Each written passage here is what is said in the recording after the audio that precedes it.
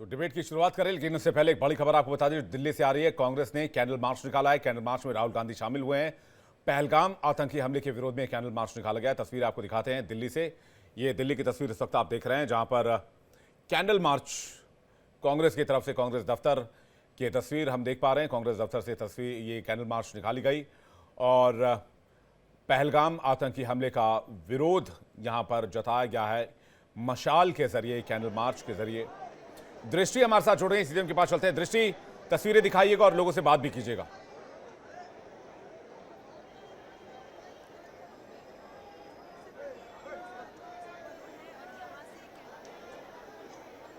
दृष्टि, क्या आपको आवाज आ रही है?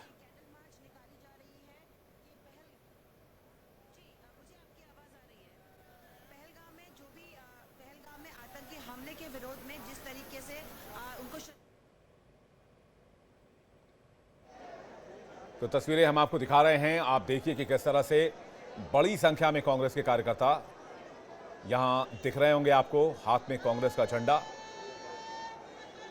और भारत माता की जय के नारे, और हाथ में कैंडल मार्च निकालकर लेकर, और इस पहलगाम में जो आतंकी हमला हुआ उसका विरोध करते हुए यहां पर लोग नजर आ रहे हैं।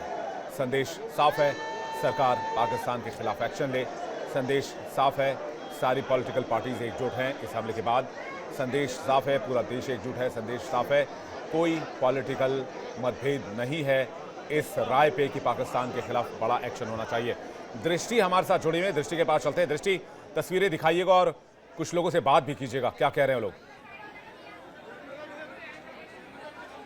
जी बिल्कुल, देखिए जिस तरीके से पहलगाम में जो आतंकी हमला हुआ था उसके विरोध में कांग्रेस ने एक कैंडल मार्च रखा है और कई बड़े नेता इसमें मौजूद हैं। वेणुगोपाल हैं, इसके अलावा अजय माकन है, संदीप दीक्षित हैं, दिल्ली प्रदेश अध्यक्ष। आप मेरे पीछे देख सकते हैं, मैं अपने कैमरामैन से कहूंगी कि दिखाएं। देखिए बहुत बड़ी तादाद में कांग्रेस दफ्तर से अब ये कैंडल मार्च निकलना है और 30 जनवरी तक जाना है। कई सारे लोग यहाँ पर मौजूद हैं, कैंडल लेकर के खड़े हैं।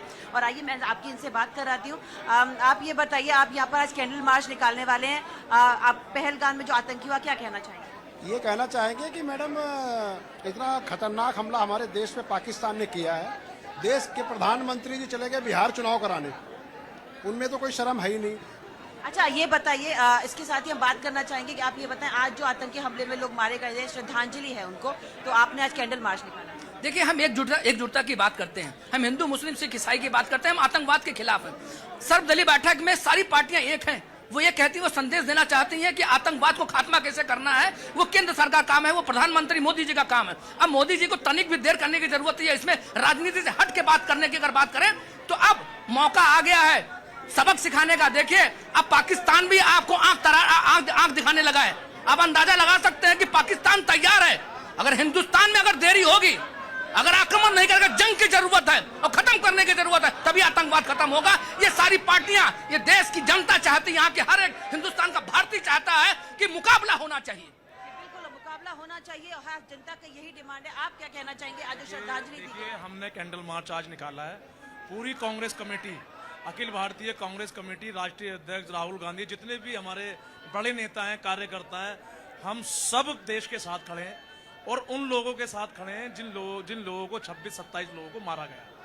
हम हर तरीके से साथ खड़े हुए हैं और हम सरकार से गुजारिश कर रहे हैं कि सरकार पूछ क्यों रही है किसी चीज को, जो भी सरकार को करना है वो करे और आतंकवाद खत्म होना चाहिए, चाहे वो किसी भी समाज के। और सबसे बड़ी बात यह, आतंकवाद का कोई धर्म नहीं होता, कोई जात नहीं होती, कुछ नहीं होता।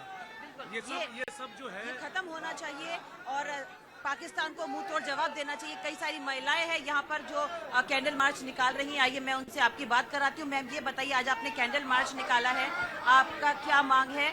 किस तरीके से पाकिस्तान को मुंह तोड़ जवाब देना चाहिए और जो वहाँ पर 26 लोग मारे गए हैं उनके लिए क्या? उनकी शांति के लिए कैंडल मार्च लगा रहे हैं हम, कि उनकी आत्मा को शांति मिले, क्योंकि जिन्होंने मारा उनको तो आत्मा को शांति नहीं मिलेगी। उनके बच्चे रो रहे हैं, उनकी वो अपने बिना पति के हो गई हैं, तो क्या हम एक कैंडल भी नहीं उनके आत्मा की शांति के लिए कर सकते? क्या हमें तो मरेंगे मिटेंगे, हम तो उनकी आत्मा की शांति के लिए यहीं पे रहेंगे और कैंडल जला करके रहेंगे और देखेंगे। आप ही बोलिए, आप क्या कहना चाहते हैं? देखिए, कैंडल मार्च जो निकाला जा रहा है, मोदी जी शायद डर गए हैं। 144 की धारा लगा दी है उन्होंने, सारा तरफ से रास्ते बंद कर दिए हैं। हम कैंडल मार्च के लिए बाहर निकलने नहीं दिया जा रहा। जो पुलवामा में जो हादसा हुआ, दर्दनाक, बेशर्म, बहुत देख सकते हैं कि यहाँ पर पूरा देश एकजुट है। कांग्रेस ने ये संदेश दिया है कि एकजुटता है और सब साथ मिलकर के पाकिस्तान के खिलाफ लड़ेंगे और प्रधानमंत्री जी लड़ रहे हैं, उनको और लड़ना चाहिए। एकजुटता दिखाई जा रही है और कैंडल मार्च निकाला जा रहा है। जो तस्वीरें दृष्टि हम देख पा रहे हैं, दृष्टि धर्म के नाम पर जी दृष्टि तस्वीरें देख पा रहे हैं। राहुल गांधी एलओपी अभी अभी वहां पर पहुंचे हैं, तस्वीरें दिखाइएगा। जी बिल्कुल, आप देख सकते हैं राहुल गांधी जी अभी अभी यहाँ आए हैं, अंदर की तरफ जा रहे हैं। नेता है और हर कोई उनको देखना चाहता है। देखिए आप सामने से आप देख सकते हैं इस समय राहुल गांधी जी यहाँ पर आए हैं। वेणुगोपाल है उनके साथ और वो भी इस कैंडल मार्च में शामिल होना चाहते थे, थोड़ा देर हो गई लेकिन अभी वो आ चुके हैं। वेणुगोपाल है, अजय माकन है, संदीप दीक्षित है, सब नेता हैं और सब 30 जनवरी तक जाना चाहते हैं, लेकिन पुलिस ने बाहर ही बैरिकेडिंग लगा रखा है, इसीलिए कोई जा नहीं पा रहा है। सबको यही रोक दिया गया है। सारे कार्यकर्ता 24 अकबर रोड पर मुख्यालय के अंदर ही है। हालांकि काफी भीड़ हो चुकी है, लेकिन सभी लोग ये चाहते हैं कि देश अब इसका बदला ले। और देखिए भारत माता की जय के नारे यहाँ से सुने जा सकते हैं और राहुल गांधी सबके साथ हैं और उनका भी यही कहना है। हालांकि हम उन तक अभी जा नहीं पा रहे हैं क्योंकि कार्यकर्ता इतने ज्यादा हैं जो कि सब उनका उत्साहवर्धन कर रहे हैं और सब यही चाहते हैं कि प्रधानमंत्री पाकिस्तान को मुंह तोड़ जवाब दें और सारा देश एकजुट है, चाहे वो हिंदू हो, मुसलमान हो, चाहे वो सिख हो, ईसाई हो, वो सब आज साथ में है प्रधानमंत्री के और सब एकजुट होकर के आज ये संदेश दे रहे हैं इस रैली के माध्यम से, इस कैंडल मार्च के माध्यम से कि हम सब एक हैं। बिल्कुल तस्वीरें देख पा रहे हैं, बिल्कुल दृश्य तस्वीरें हम देख पा रहे हैं, काफी ज्यादा भीड़ है वहां पर। ये कैंडल मार्च का कार्यक्रम और रूट क्या था दृष्टि, ये भी बताएंगे। ये कैंडल मार्च कांग्रेस मुख्यालय से कहां तक जानी है?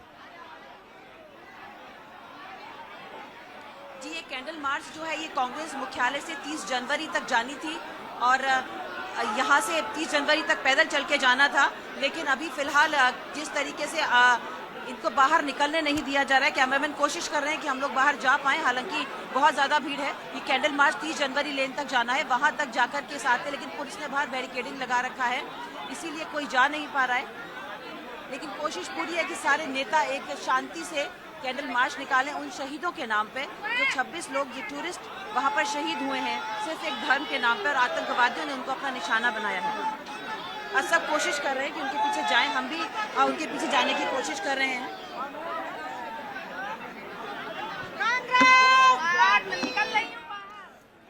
दृष्टि बहुत बहुत शुक्रिया, नजर बनाकर रखिएगा, अभी आगे भी आपसे अपडेट्स लेते रहेंगे। कांग्रेस मुख्यालय पहुंचे हैं राहुल गांधी, अभी एलओपी हैं और आज वो श्रीनगर के दौरे पर थे, पहलगाम भी गए थे और आपने तस्वीरें अभी देखी कि किस तरह से कांग्रेस दफ्तर में एक बड़ा कैंडल मार्च निकालने की तैयारी। लेकिन पाकिस्तान पर प्रहार एक्शन वाया पीओके होने वाला है। बातचीत करने के लिए major general Anuj Mathur defence expert हमारे साथ जुड़ रहे हैं, major general VK Datta defence expert हमारे साथ जुड़ रहे हैं, नरेंद्र नाथ धर दुबे हमारे साथ जुड़ रहे हैं, पूर्व डीआईजी बीएसएफ, और major Ashish Chaturvedi defence expert हमारे साथ इस वक्त जुड़ रहे हैं। आप सभी मेहमानों का बहुत बहुत स्वागत है। सबसे पहले मैं नरेंद्र नाथ जी आपका रुख करना चाहूंगा। आप सभी को जय हिंद, वंदे मातरम, भारत माता की जय। और नरेंद्र नाथ जी, आपने गाजी बाबा को पकड़ने में बहुत दमखम लगाया था और बहुत बड़ी कामयाबी हासिल की थी। आज जो बात हो रही है, मैं थोड़ा सा पाकिस्तान पर एक्शन के ऊपर जाऊं, लेकिन मैं आज आपसे ये जानना चाह रहा हूं कि बहुत ज्यादा बात OWG की हो रही है, UWG की हो रही है, अंडरग्राउंड वर्कर हो या फिर ओवरग्राउंड वर्कर हो। कश्मीर के अंदर ये कितना बड़ा थ्रेट रहा है जिसको हम आइडेंटिफाई करने में लेट हो गए, या हमने उसको इग्नोर कर दिया, या हम उसको टैकल नहीं कर पाए? नरेंद्र नाथ जी, जब तक आस्तीनों के सांप पहचाने नहीं जाएंगे, बड़े दुख के साथ कह रहा हूं मैं कि हमें लड़ाई हार जाएंगे। तो जो आस्तीनों के सांप हैं OGW, इस समय इन दोनों तंजीम ने, लश्कर तोयबा और जैश मोहम्मद ने, खास करके जैश मोहम्मद ने कश्मीर के अंदर OGW की इनकी जो क्वालिटी है वो पहले से बहुत ही बेटर है। अच्छा, ये हाइब्रिड टेररिज्म का पार्ट है जिनको आप सामने देख करके नहीं पहचान सकते, और इनके मदद के बगैर पाकिस्तान के किसी टेररिस्ट की हिम्मत नहीं है कि इंडियन लैंड पर आकर के ऐसा अटैक करे। लेकिन मैं आपको यह बताना चाहता हूं कि इन्होंने बड़ी स्मार्टनेस के साथ पार्लियामेंट अटैक की प्लानिंग की थी 13 दिसंबर 2001 को, लेकिन इनके बाद में घुस के मारने में सिर्फ 17 महीने लगे थे कश्मीर में। ये कोई बड़ा काम नहीं है। और OGW की पहचान भी कोई बहुत बड़ी बात नहीं है। ये अलग बात है कि इस समय वो बिल्कुल दूसरे टेक्नोलॉजी का सहारा ले रहे हैं। ओपन टेलीफोन का सहारा इसमें कोई नहीं लेता। इनको पता है वो जिस दिन इस्तेमाल करेंगे ये मारे जाएंगे। इन्होंने अपनी टैक्टिक्स बदली है, हमको भी अपनी टैक्टिक्स चेंज करनी पड़ेगी, बिना उसके काम नहीं चलेगा। तो पार्लियामेंट अटैक के मैंने कुछ को मारने में 17 महीने खाली लगे थे। उसके बाद उसके माद में घुस के और कश्मीर श्रीनगर सिटी के अंदर BSF ने मारा था, जो एक हिस्ट्री है। और जैसे मोहम्मद के जो आका हैं मौलाना मसूद अजहर साहब चिल्लाते रह गए और चोरों के तरह से जाकर के बहावलपुर में छुपे हुए हैं। तो मेरे कहने का मतलब है कि हमको अपनी थोड़ी सी स्ट्रेटजी बदलनी पड़ेगी OGW के पहचान के लिए। उनके सपोर्ट के बगैर ऐसे अटैक पॉसिबल हो ही नहीं सकते। सर, ये ऑपरेट कैसे करते हैं? तरीका क्या होता है? मोडस ऑपरेंडाई क्या होता है? एक बार थोड़ा सा विस्तार से बताइए। आपने ऑपरेशन गाजी बाबा को भी पूरा किया था, आपने गाजी बाबा को पकड़कर उसको उसके अंजाम तक पहुंचाया था। इसका बहुत बड़ा अंतर यह है कि इससे पहले के टेररिज्म में एक हायरार्की सिस्टम होता था। Area commander, company commander, divisional commander, district commander, platoon commander. इन्होंने जब से इनकी पहचान हुई उसके बाद से इन्होंने अपनी टैक्टिक्स बदल ली है।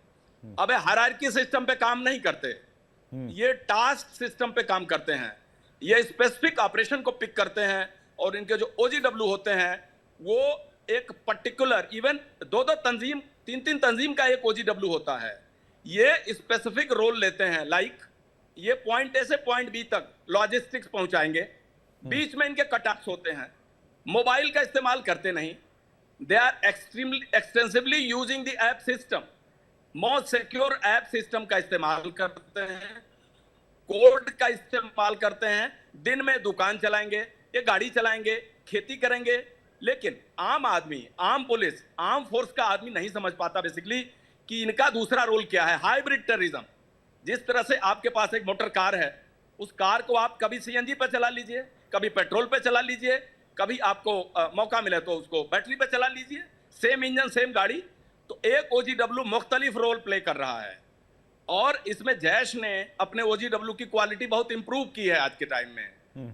तो मेरा ये कहना है कि अगर OGW का सबसे बड़ा तरीका यह है कि आप पिछले रिकॉर्ड को खंगारिए। टेररिज्म में मेरा एक्सपीरियंस है कि कोई टेररिस्ट पुराना नहीं होता, उसकी जनरेशन बदलती है, उसकी उम्र बदलती है, लेकिन उसका जो किरदार है वो बदलता है, बट आदमी बहुत मुश्किल से बदलता है। तो अगर हम अपना पास्ट ट्रैक करें, डेटाबेस में जाएं, इंट्रोगेशन रिपोर्ट में जाएं, रिलीज टेररिस्ट को देखें, सरेंडर टेररिस्ट को देखें, सिंपथाइजर को देखें, उनकी पूरी फैमिली के डिटेल में जाएं, किल्ड टेररिस्ट को देखें, हमको इन्हीं में से OGW मिलेगा। ये काम हमको करना पड़ेगा। ये जो हाइब्रिड टेररिज्म, एक सवाल जल्दी से आपसे और लूंगा, फिर बाकी मेहमानों को रुक करूंगा। हाइब्रिड टेररिज्म आपने समझाया और OGW का कनेक्शन आपने समझाया। आपने कहा कि आज की तारीख में बहुत स्मार्ट हो गए, अलग अलग एप्लीकेशंस का इस्तेमाल करते हैं जिससे कि वो ट्रेस ना हो। नॉर्मल मोबाइल फोन का इस्तेमाल करते नहीं है क्योंकि वो पकड़े जाएंगे। अगर आप पहलगाम इंसिडेंट को देखते हैं, वहां पर चूक कहां हुई आपके हिसाब से, आपके अनुभव के हिसाब से? क्योंकि पहलगाम में भी जो 2 टेररिस्ट थे वो पाकिस्तान के थे, बाकी OGW और दो से 3 टेररिस्ट कश्मीर के ही थे। देखिए, सिक्योरिटी चूक से तो हम मना नहीं कर सकते। वेरी कैंडिडली आई एक्सेप्ट कि हमारी कहीं न कहीं सिक्योरिटी में लैप्स तो हुआ है। पहलगाम की अपनी हिस्ट्री है। 1994 2 ब्रिटन्स को इसी हरकतुल मुजाहिदीन ने किडनैप किया था जस्ट फॉर रिलीज ऑफ मौलाना मसूद अजहर। जुलाई 1995 में 6 टूरिस्ट का किडनैपिंग किया, वहीं आरू से। आरू वहां से सिर्फ जो है 5 किलोमीटर दूर है। उसमें एक का गर्दन काट दिया अल्फरान नामक टेररिस्ट ऑर्गेनाइजेशन ने, जो इसी ऑर्गेनाइजेशन का एक फ्रंट फेस था। तो पहलगाम का जो जनरल एरिया है, पीर पंजाल का नॉर्थ और साउथ, वो बहुत पहले से नोटोरियस है। तो मेरे कहने का अर्थ है कि पहलगाम हमारे स्कैनर पे होना चाहिए था। जो इस समय गुलमर्ग है वो पहलगाम नहीं है, जो सोनामर्ग है पहलगाम नहीं है। पहलगाम थोड़ा अलग है। और यही नहीं, जनवरी 2023 जो पहला डांगरी राजौरी में इन्होंने अटैक किया था और उसके 2 दिन बाद अटैक को दोहराया था, फॉलोड बाई रमजान के टाइम में जो सूरनकोट में RR के गाड़ी के ऊपर अटैक हुआ, उसके बाद स्पेशल फोर्सेज पैरा का जो हुआ राजौरी के अंदर। ये पूरा एक पैटर्न है और ये पूरा पैटर्न सेम है जी। जिसमें फोटोग्राफ करना, वीडियो बनाना स्पेशल इक्विपमेंट से डिमोरलाइज करने के लिए, और उसमें बहुत हाईली ट्रेंड लोग आए हुए हैं, सोफिस्टिकेटेड वेपन है। पहाड़ और जंगल में लंबे टाइम उनको रुकने की क्षमता है उनके अंदर, उसके अंदर 3-3 महीने रह सकते हैं। मोबाइल का यूज नहीं करते, हॉटस्पॉट का यूज करते हैं। कोई किसी को बुलाया OGW को, उसके मोबाइल को हॉटस्पॉट लिया, आधा मिनट यूज किया, 1 मिनट यूज किया, उसको हटा दिया। जब तक आप इसका ट्रेस करते हैं तब तक टेररिस्ट 5 किलोमीटर आगे चले जाते हैं। और लोकल OGW को इस बात का बहाना है साहब कि हमको तो जबरदस्ती पकड़ लिया, हमको तो गन के पॉइंट पर हमसे मदद ली। एक 20-20 दिन का खाना पहुंचाते हैं। पैरा वाले इनकाउंटर में इन्होंने 10-10 दिन का फूड बना करके रोटियां भेजी थी। तो मेरे कहने का मतलब है OGW एक्टिव तो है, ऐसा तो नहीं है बिना OGW के टेररिज्म में चल रहा है। तो ये एक नया ट्रेंड चेंज हुआ है। इस पे अभी पिछले करीब 4 या 5 महीने में जम्मू एरिया में अच्छा काम हुआ, आर्मी ने बहुत अच्छा काम किया है। हमारा कहने का मतलब है कि हमें यह चीज थोड़ा और बढ़िया से चलाना पड़ेगा और इनको खोजना पड़ेगा, इनको मारना पड़ेगा, ये दोबारा रिपीट करेंगे। दे आर जस्ट, क्योंकि कश्मीर में कहते हैं ना कोई भी राइट लेफ्ट नहीं होता, अपॉर्चुनिटी होती है। इनको जिस दिन अपॉर्चुनिटी मिलेगी दे विल रिपीट इट। तो हमको इसके लिए तैयार रहना पड़ेगा। हम कोई भी एरिया टोटली ये मान के नहीं छोड़ सकते कि नहीं भाई यहाँ तो ये चीज नहीं होगी। बिल्कुल होगी। जो इतने बेगुनाह टूरिस्ट का मर्डर कर सकते हैं, 27 लोगों को मारते हैं, और मारने का तरीका देखिए, the vengeance, the hatred, the line of communication they want to convey to the public कि साहब ये मेरा मोटो है, मैं ये आपको बताना चाहता हूं। मतलब ये कितनी चिंता की बात है। बड़ी बात आप कह रहे हैं और आपने बहुत आसान भाषा में समझाया कि चैलेंजेस हमारे लिए कहा। पाकिस्तान हमारा पहला चैलेंज नहीं है, हमारा पहला चैलेंज कश्मीर के OGW हैं। आशीष जी इस पर कुछ रिएक्शन देना चाह रहे हैं, उसके बाद मैं अनु सर और वीके दत्ता सर आपके पास आ रहा हूं। आशीष जी। नेचुरली देखिए, समझने की बात यह है कि जब इनके जो हैंडलर्स होते हैं, जब आप पाकिस्तान से या POK से क्रॉस करके इंडिया में आएंगे, तो अगर आपको लोकल सपोर्ट नहीं होगा तो आपको पता ही नहीं होगा कि आपको जाना कहाँ है, कैसे जाना है, सुरक्षित आपको कहाँ रुकना है। आपको जितनी जानकारी और आपका जो लॉजिस्टिक मैनेजमेंट है, ये कहीं ना कहीं जो होता है वो लोकल सपोर्ट से होता है। अब इन लोकल जो सपोर्ट प्रोवाइडर्स हैं, इनको आइडेंटिफाई करना बहुत जरूरी है। अपने इंटेलिजेंस नेटवर्क को और ज्यादा कारगर बनाना बहुत ज्यादा जरूरी है, क्योंकि आप अगर ये सोचिए कि केवल सर्जिकल स्ट्राइक या वहां पे हमला करने से हम कुछ कैंप्स को डिस्ट्रॉय करेंगे, आप टेम्पररीली उसको डिस्ट्रॉय कर देंगे, लेकिन वो दूसरी जगह फिर कहीं चालू होगा, इन्फिल्ट्रेशन फिर कहीं ना कहीं से आएगा। तो जब वो आएगा तो आपको उसको ट्रैप करना है, उसको टैप करना है। तो वो आप कर सकते हैं जब आप इनके जो जिसे हम स्लीपर सेल्स कहते हैं, या आप ओवरग्राउंड वर्कर्स या अंडरग्राउंड वर्कर्स जो हैं, इनको आइडेंटिफाई करके जब हम एलिमिनेट करेंगे, और उसके लिए आपको चाहिए एक कारगर इंटेलिजेंस सिस्टम जो लोकल लेवल पे, स्मॉल लेवल पे बहुत इफेक्टिव होना चाहिए, जो मुझे लगता है कहीं ना कहीं मिसिंग है। क्योंकि अगर आप इस घटना को ही देख लीजिए जो अभी घटी है, उसमें इतनी बड़ी एक चूक, मतलब हैरानी है कि कैसे हो रहा है कि पहलगाम जैसी जगह पे कोई सिक्योरिटी कहीं है ही नहीं। मतलब भीड़ इतनी ज्यादा है, मतलब क्राउड मैनेजमेंट करने के लिए ही होनी चाहिए थी, क्यों नहीं थी? Who is responsible? उसकी अकाउंटेबिलिटी को फिक्स करना पड़ेगा। आप ऐसे जाने नहीं दे सकते। सिर्फ जिम्मेदार वो लोग नहीं है जिन लोगों ने गोलियां चलाई हैं, उस एरिया की जो रिस्पॉन्सिबिलिटी किसी ना किसी ऑर्गेनाइजेशन की, कुछ लोगों की तो हो रही होगी। तो उनसे अब ये उनको जो है उसके लिए अकाउंटेबल हेल्ड करना भी जरूरी है कि ऐसा नहीं होना चाहिए। जैसे आप किसी थाने में, जब आप जो नॉन मिलिटेंट एरिया है उनमें देखते हैं कि कहीं किसी थाने में, जिस थाने के ज्यूरिसडिक्शन में कोई घटना घटती है, तो वहां पुलिस वालों पे कार्रवाई होती है। तो ये एक अकाउंटेबिलिटी सेट करता है। तो लेकिन जब यहाँ आतंकवादी घटना घटती है, जिस एरिया में घटती है, तो उसकी सिक्योरिटी की रिस्पॉन्सिबिलिटी किसी ना किसी की तो रही होगी। तो वो अब वहां सवाल जो है वो उठना चाहिए और उन लोगों पे कार्रवाई होनी चाहिए। वो बहुत जरूरी है। हम केवल आतंकवादी और आतंकवादियों के हैंडलर्स पे ही फोकस नहीं करना, हमें अपनी जो जहां पे हमारे यहाँ से जो चूक हो रही है, हमें उसको भी जो है रेक्टिफाई करना है। क्योंकि आप आगे आने वाले वो चीजों को कैसे सुधारेंगे जब आप आज से सीखेंगे कि हम कहां कहां गलत थे, जिनकी गलती थी हम उनको आइडेंटिफाई करेंगे और उनको अकाउंटेबल हेल्ड करेंगे, पनिश करेंगे। तो ये भी जरूरी है, साथ साथ उसके जो मैंने और चीजें बताई। जी, मैं वीके दत्ता सर के पास जा रहा हूं। वीके दत्ता सर, जब अपनी नाव में छेद है तो नाव तो डूबेगी ही, तो पहले अपनी नाव के छेद को बंद करें। पाकिस्तान पर तो एक्शन होगा, ये पूरा देश जान रहा है, और होगा ये भी तय है। लेकिन जो लूपहोल्स हैं, जैसे कि नरेंद्र नाथ धर सर ने बताया, जैसे कि आशीष जी बता रहे हैं, OGWs जो हैं वो आस्तीन के सांप हैं जो हमारी आस्तीन में रहकर हमें ही डस रहे हैं। और ये बहुत, अभी मैं एक न्यूज़ पढ़ रहा था कि NIA के रेडार पर वो लोग हैं जो वहां पर स्ट्रीट वेंडर्स थे कुछ, जो कुछ दिनों से लापता हैं, जिनके बारे में कोई जानकारी नहीं है। वो कहाँ हैं, क्या बेच रहे थे, नहीं बेच रहे थे, वहां क्या कर रहे थे, वो फिर कहाँ गायब हो गए। तो ऐसे लोगों को आइडेंटिफाई करने की कोशिश की जा रही है। फिर कहते हैं कि भाई कश्मीर में आतंकी हमला हो गया।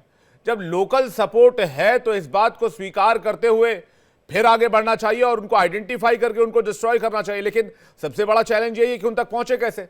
दत्ता सर।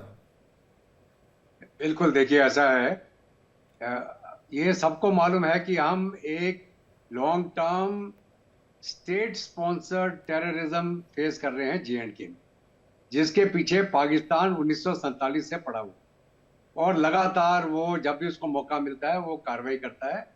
और थोड़ा सा मैं आपको हिस्ट्री में अगर पीछे ले जाऊं तो जब पंजाब की इंसर्जेंसी शुरू कराई पाकिस्तान ने और भारतीय सिक्योरिटी फोर्सेस ने उसको काबू कर दिया, तकरीबन 91-92 तक चलता रहा, जब जाके पूरी तरह से रेडिकेट हुआ पंजाब के अंदर पंजाब की इंसर्जेंसी।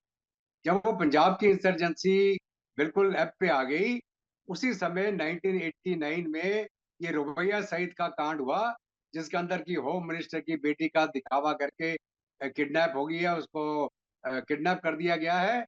और उसके बाद उन्होंने डिमांड रखी कि किसको रिलीज करना है, क्या करना है। मैं NSG का स्पेशल फोर्सेस का कमांडर था, मेरे को मोबिलाइज किया गया रुबैया सईद को रेस्क्यू करने के लिए। मैं अपनी फोर्सेस के साथ वहां लैंड हो गया। 1989 दिसंबर का वाकया है मेरे ख्याल से ये। हमने IB के साथ मिलकर जो इंटेलिजेंस है उसको चेक किया, लोकेशन जो आइडेंटिफाई हुई थी उसका हमने रिकॉनेसेंस किया, और हम उसके बाद ऑर्डर्स का वेट कर रहे थे कि हमें क्लियरेंस मिले तो हम ऑपरेशन लॉन्च करें रेस्क्यू करने के। हमको बोला कि आप अभी स्टैंड डाउन हो जाएं, हम नेगोशिएट कर रहे हैं ताकि हम नेगोशिएट करके उसकी लड़की की जिंदगी बचा लें और कोई ऐसा ना हो कि इंटरवेंशन के दौरान कोई ऐसा हादसा हो जाए और उसकी जान चली जाए। तो हम सब कुछ जानते हुए भी वहां स्टैंड बाय में वेट करते रहे और हमको क्लियरेंस नहीं दिएगा रेस्क्यू करने की। और बाद में हमको पता चला कि अभी तो नेगोशिएशन हो गया है और उन्होंने वो टेररिस्ट रिलीज करने के लिए मान लिया है, और वो टेररिस्ट रिलीज करके रुबैया सईद को इन्होंने छुड़वा लिया। अभी आप यकीन माने, मैं वहीं था, और अगले दिन जब ये रिलीज हो गए जो टेररिस्ट जिनकी लिस्ट आपको मालूम है, अगले दिन सुबह वहां पे बच्चे से लेके बूढ़े तक सब लोग सड़कों के ऊपर थे।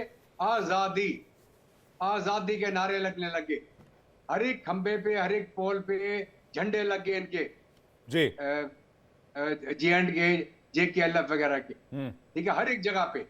और वहां पे ना पुलिस थी, ना आर्मी थी, ना CRPF थी, ना BSF थी, क्योंकि जो मेरा आप अभी हुलिया देख रहे हैं, मेरा तभी यही हुलिया था।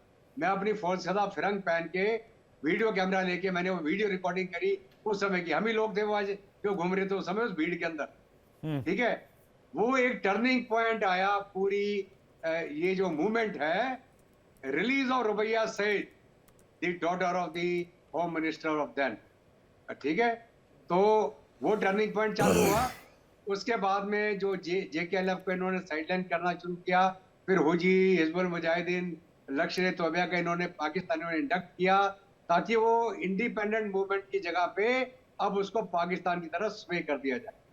और मैं 1989 में जब ये इसको छुड़ाने गया तो मेरे को फिर बोला गया भाई साहब ऐसा करिए, आप यहीं रुक जाइए। और जो हमारे वहाँ DG हुआ करते थे NSG के, मिस्टर वेद मारवा, वो एडवाइजर बन गए वहाँ गवर्नर साहब के, और उन्होंने बोला colonel I want you to stay back here only since there is nobody else carrying out operation, आप शुरू कर दीजिए।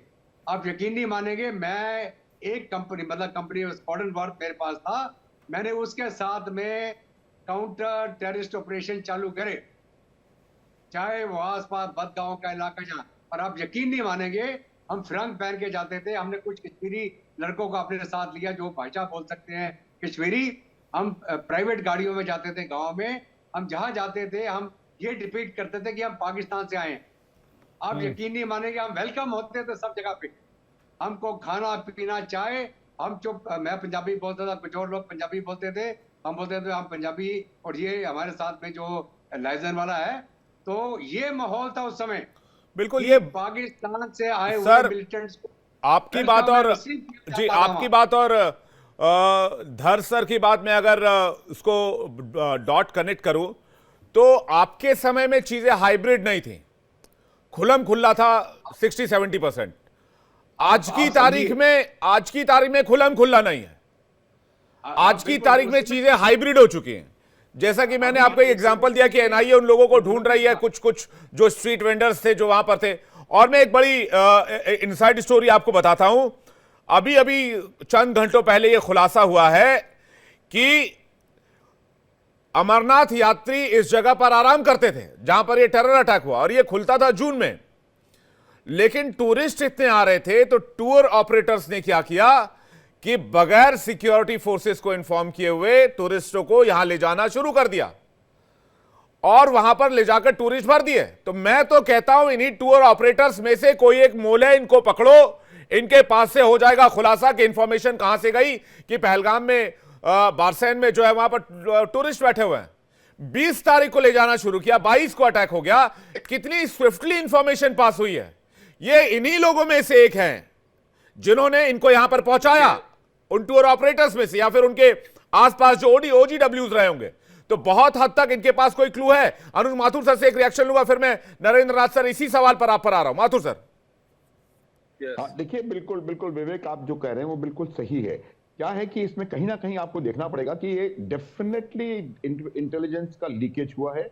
देखिए, एक बात बताता हूं कि आज की परिस्थिति में कश्मीरियों का माइंडसेट ये हो गया था कि मेरे अपनी देखी भी बात है और बहुत दिनों पुरानी नहीं, गत वर्ष की बात बता रहा हूं कि वहां पर उन लोगों को इतना कॉन्फिडेंस था कि टूरिस्ट के ऊपर कभी भी हमला नहीं होगा, क्योंकि टूरिस्ट जो है वो 80% कश्मीर की जो रेवेन्यू आ रही है वो टूरिज्म से आ रही है। तो उनको इस बात का बहुत बड़ा वो था कि इनके ऊपर कभी भी हमला नहीं हो सकता है। और शायद एक अपने बैक ऑफ द माइंड वही एक ओवर कॉन्फिडेंस रह गया। लेकिन एक बात मैं फिर भी बताता हूं कि आप अब जब मेजर आशीष जिम्मेवारी उसको पिन पॉइंट करने की बात कर रहे हैं, बिल्कुल मैं पूरी तरह से एग्री करता हूं। और आर्मी का काम करने का तरीका ही ये है कि जरा भी एक कोई चूक होती है, कितना भी आपने एक बेहतर काम किया हो, जरा भी चूक होती है तो उस चूक का पूरा एनालिसिस होता है और जो बंदा उसके लिए रिस्पॉन्सिबल होता है उसको सही जगह पहुंचाया जाता है, इसमें कोई संदेह नहीं है। लेकिन मेरा यह मानना है कि अगर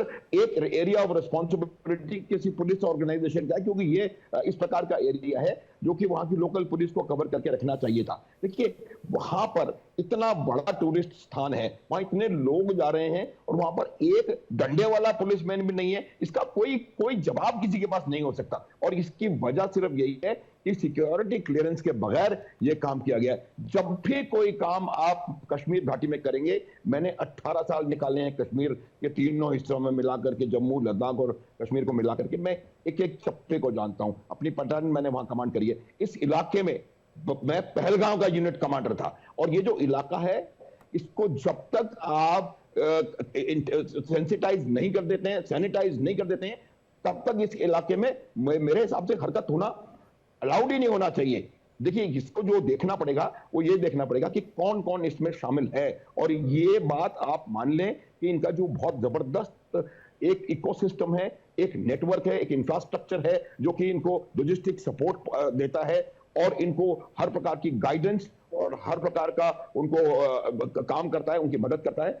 उसके बगैर आप मान लें किसी कीमत पे कोई यहां पर कहीं भी इंसर्जेंसी की वो एक्टिविटी नहीं हो सकती। ये इंफॉर्मेशन आपके पास आनी चाहिए। अब मैं आपको विवेक एक अच्छी बात बताने का प्रयास करूंगा, हालांकि कुछ लोग यहां शायद उससे एग्री ना करें। मेरा ये मानना है कि आज की परिस्थिति जो है उसमें जिस प्रकार के रिएक्शंस कश्मीर से आए हैं, कश्मीर के पॉलिटिकल पार्टीज के जिस प्रकार से रिएक्शंस आए हैं और वहां के लोगों का, आवाम का जिस प्रकार का रिएक्शन आया है, उससे मुझे लगता है कि एक काफी बड़ा परसेंटेज, देखिए जब हम लोग वहां पे थे, काम करते थे, तो उसमें कुछ लोग तो उनके साथ मिले हुए होते थे, OGW, UGW, whatever you may call them, और कुछ लोग ऐसे होते थे कि जो उनके साथ नहीं है, लेकिन फिर भी वो आपके साथ नहीं थे। आज परिस्थिति भिन्न है और वो लोग आपकी तरफ मिल करके वो आपको मदद देने के लिए तैयार हैं। आज कश्मीर में पहली बार इतिहास में ऐसा हुआ है कि कश्मीर में किसी एक ऐसे इंसिडेंट के खिलाफ एक बहुत बड़ा मोर्चा निकला हो। अब कुछ भी आप उसको कह सकते हैं। अब एक और अब समझने की है, वो ये है कि आप जिस प्रकार से वहां पर हो रहा है, ये उसमें 99% लोग अगर ठीक हो गए, फिर भी 1% लोग ऐसे हैं जो कि कहीं ना कहीं उनके साथ हैं, और वो 1% जो है इन रियल नंबर्स एक बहुत साइजेबल चंक है। उसको एलिमिनेट करना बाकी है। मैं आपको एक बात बताना चाहता हूं विवेक, इस कश्मीर ने पिछले 5-6 वर्षों में प्रगति और शांति दोनों का एक अमेलगमेशन मिक्सचर देखा है, और इसीलिए वो जो फेमस आपके मित्र हैं जिनको कि पाकिस्तान की आर्मी अपने यूनिट में बुला करके सम्मानित कर रही है, श्रीमान सैफुल्लाह खालिद कसूरी, उन्होंने ये नहीं कहा था कि मैं कश्मीरियों की मदद करना चाहता हूं, उन्होंने ये कहा था कि मैं कश्मीर में शांति नहीं रहने दूंगा। तो आप ये समझिए कि ये जो अटैक है, ये कश्मीरियत, ये टेररिस्ट अटैक, ये कश्मीर की शांति पर अटैक है। और जो कश्मीरी सेलिब्रेट कर रहा था अपनी प्रोग्रेस, अपनी डेवलपमेंट, अपनी पीस, उस सेलिब्रेशन के ऊपर ये अटैक है। और आपने 1% की बात की सर। 1% के हिसाब से अगर लगा लें तो जो मौजूदा आंकड़ा, हालांकि 2011 के बाद कोई सेंसस नहीं हुआ है, कश्मीर घाटी में लगभग 7.5 मिलियन लोग, यानी कि 75 लाख लोग रहते हैं।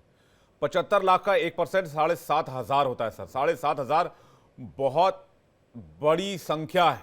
बिल्कुल, वही मैंने कहा कि जो हम बात कर रहे हैं साइजेबल नंबर है। और बिल्कुल, लेकिन इस साइजेबल नंबर को मैं ये बता रहा हूं कि जो फेंस सिटर्स थे वो आज आपको खबर देने के लिए तैयार हैं। तो अभी हमको अपने इंटेलिजेंस नेटवर्क को इस प्रकार से डेवलप करना पड़ेगा कि वो इस इंफ्रास्ट्रक्चर को बीट कर सके। आप देखिए, जब तक आपके पास रियल टाइम ह्यूमन इंटेलिजेंस नहीं आएगी, तब तक आप इस प्रकार की इस हरकतों को नहीं रोक सकते। और ये बहुत संभव है, कोई बहुत ज्यादा इसमें टैक्टिक्स की जरूरत नहीं है।